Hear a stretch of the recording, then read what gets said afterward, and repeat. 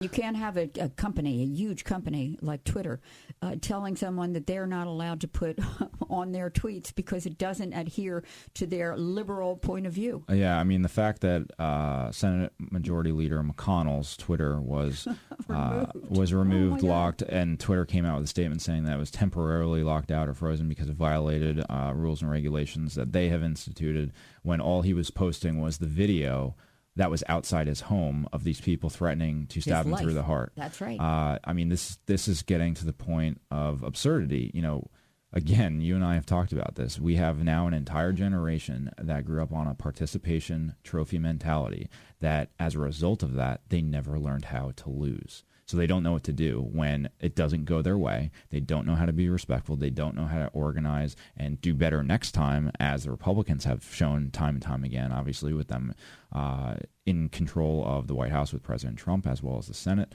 And you know what? The House went the other way. And you know what? We're working very hard to get the House back by making an organizational push to say why Nancy Pelosi doesn't deserve to have the speaker's gavel. That's are, right. Are we threatening her? No. Are we threatening AOC? No. Are we getting to the point, generally speaking, of doing anything as vile as what those on the left and the Democrats have done? No, absolutely not. And the fact that there are those on the Democratic side that are silent, that do not call out their own party, because there are plenty of Republicans that call out the other side. You know, these accusations. I was on another radio show, and I was asked about whether or not President Trump was racist, and he's not a racist. And they're like, well, look who he's going after. Well, ask Ted Cruz, ask Jeb Bush, ask any individual that has gone in his path. He has absolutely no difference in whom that person is that he's going after as a counterpuncher, mind you, because those have been people that have attacked him first. I don't think... That's because he's not a racist. Because he's not afraid to go after anybody. No. He doesn't see the color of their skin. No, he doesn't. He hears what their views are, and he's so sorry to hear that they are so terrible that they want to bankrupt the United States. He goes after them. It's unfortunate because you and I know, as well as President Trump and anyone else, look, we all have the same color blood underneath. It does not matter. And you know, you would think that we've moved on from, unfortunately, these attacks of labeling accusations when they're not true. Obviously, there are individuals out there where this still is an issue, and you know those are warranted. But when it comes to the President of the United States, he's shown time and time again that's not the case. And any of those individuals, I mean, that's where the division continues to go.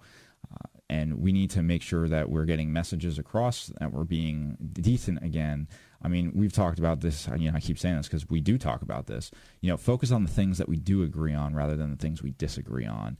And I'm sure that might be a minor hallway of wiggle room to be able to do that, but that's a place to start. And unfortunately, the Democrats have proven time and time again that they don't even want to give the president a win if they work together with him. That's and right. you know, we continue to have these issues at the border with immigration. And, of course, the Democrats have blurred the line between immigration and illegal immigration. It's law and order. All that comes down to. No one has an issue with people coming here, come here the right way, come here legally, and, you know, abide by our laws, assimilate. And, you know, that seemed to be a normal a viewpoint. And all of a sudden, you know, there seems to be a change to that's unacceptable. Even that's racist, which is very unfortunate because this country, you know, was founded on British and Dutch settlers, and then it turned into a melting pot where it attracted more and more immigrants. And the fact that we are now here in 2019 having a recycle, unfortunately, of these discussions that continue to divide us. Segregation. My God. You now have kids graduating from the elite universities and colleges who don't want to have their graduation ceremonies with white people. Yeah, I don't. What is that all about? It's very interesting because, you know, I've mentioned in the past that both my parents went to an Ivy League school, and I joke that, you know, I didn't have to go to an Ivy League school because I was raised by two adults that went to one for 18 years and plus.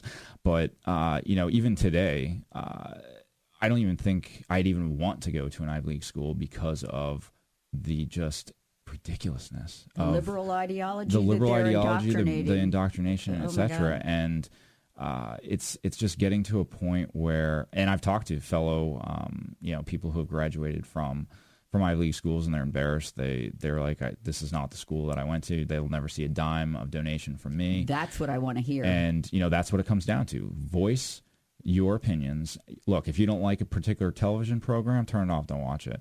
If you don't like contributing something that doesn't support your values, don't contribute to it. Right. Tell your friends about it. And, that's one of the things that's going to continue to be a hot topic